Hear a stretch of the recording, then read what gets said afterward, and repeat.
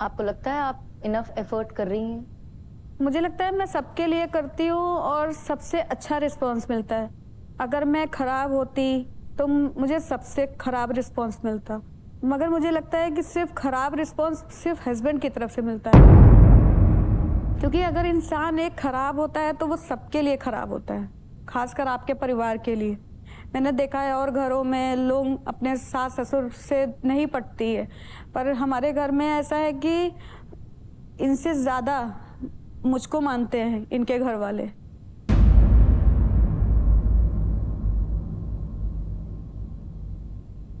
चलिए, कभी-कभी दो लोगों के बीच में एक तीसरा नजरिया मदद कर सकता है और हम शायद चीजों को बेहतर समझ सकें। पूनम जी को बुलाते हैं, जो आपकी बहन है और आपकी ननद।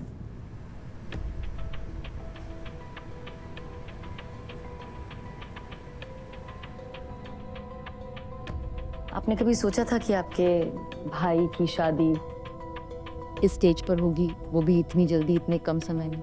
इस सिचुएशन में ये चीज़ पहुंच गई, मैं भी काफ़ी शॉक्ड हूँ। छोटी छोटी बातों पे वो इन लोगों को समझाना, मतलब नॉर्मल सा आप समझ में मुझे बिल्कुल भी नहीं आता इन लोगों के बीच में इतनी मिसअंडरस्टैंडिंग कैसे हो गई।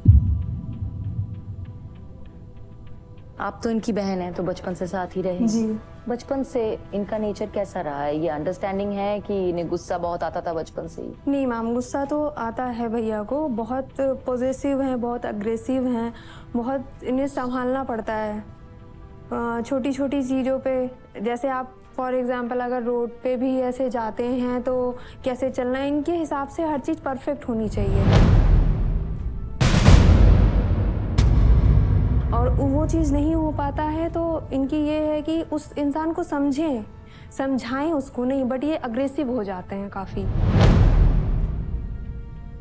और दीप्ति जी के बारे में क्या कहेंगी आप? देखिए मैम, जब कोई चीज़ होती है ना, कोई बात होती है ना, तो दोनों तरफ से ही होती है। दोनों का बिहेवियर काफ़ी अपोजिट हो गया है, वो काफ़ी मैच्योर हो गए हैं और ये काफ़ी मतलब बचपना कह लीजिए या फिर कुछ भी कह लीजिए, मतलब वो कि समझ नहीं पाती हैं भैया को क्या कहना चाह रहे हैं, और भैया के अंदर ये है कि वो समझा नहीं पाते हैं, उनका लेवल अलग हो जाता है समझाने का। चुप रहें, जो ये करते हैं वही करो, कोई इंटरफेयर नहीं करे, कोई इन्हें बताए नहीं, नहीं तो फिर वो अग्रेशन की तरफ चला जाता है वो चीज़। क्या हम इसे आपके हिसाब से मेल ईगो का नाम दे सकेंगे? हाँ, कह सकते हैं, मेरी को भी है। ऑफिस से आए हैं तो हर चीज़ परफेक्ट होनी चाहिए, चाय तुरंत मिलनी चाहिए। कई लोग होते हैं जो कि चलो समझते हैं कि थक गई होगी वो या फिर कुछ भी, मैं खुद बना लेता हूँ, बट नहीं, उसमें वो लड़ाई झगड़ा मंजूर है इनको, बट ये नहीं है कि हम खुद कर लेते, एक कप उसके लिए भी बना देते हैं, ऐसा नहीं है। आपकी शादी अभी रिसेंटली हुई है? हाँ, 2 इयर्स समथिंग। 2 साल हुए हैं। और आपके हस्बैंड, उनकी सोच कैसी है? मैम, मेरे हस्बैंड तो काफ़ी सपोर्टिव हैं, हम दोनों वर्किंग हैं एक्चुअली, बट ये है कि जब मैं आती हूँ तो उनको बिल्कुल भी ये शर्म भी नहीं है कि मतलब मेरा बैग रख दें, मुझे एक गिलास पानी दे दें, मेरे लिए चाय बना दे, वो बहुत सपोर्टिव है। बल्कि एक जो मदर इन लॉ के उससे देखा जाए तो वो थोड़ा सा वो होती कि मेरा बेटा क्यों कर रहा है, बट वो इन सब की परवाह किए बिना, मतलब वो चीज़ समझते हैं कि मैं भी जॉब कर रही हूँ और वो भी जॉब कर रहे हैं, सेम है, तो मतलब इन सब में कोई वो नहीं करते हैं। हमें ज़्यादा दूर जाने की ज़रूरत नहीं है, मनीष जी यहीं बैठे हैं। आप क्या कहेंगे इसमें? मैं यही भाई को और भाभी को कहना चाहूँगा कि जैसे कि घर इनका है, काम इनका है, तो दोनों को आपस में मैनेज करके चलना चाहिए, क्योंकि लाइफ इनकी है। कोई तीसरा आके या हम या आप नहीं सुधारेंगे इस चीज़ को, है ना, सुधारना इन दोनों को ही पड़ेगा मैम। तो मैं तो यही कहना चाहूँगा कि आपस में मेलजोल बना के रखें, कुछ अपनी बहन से सीखे कुछ आपसे भी सीख लें। बिल्कुल मैम।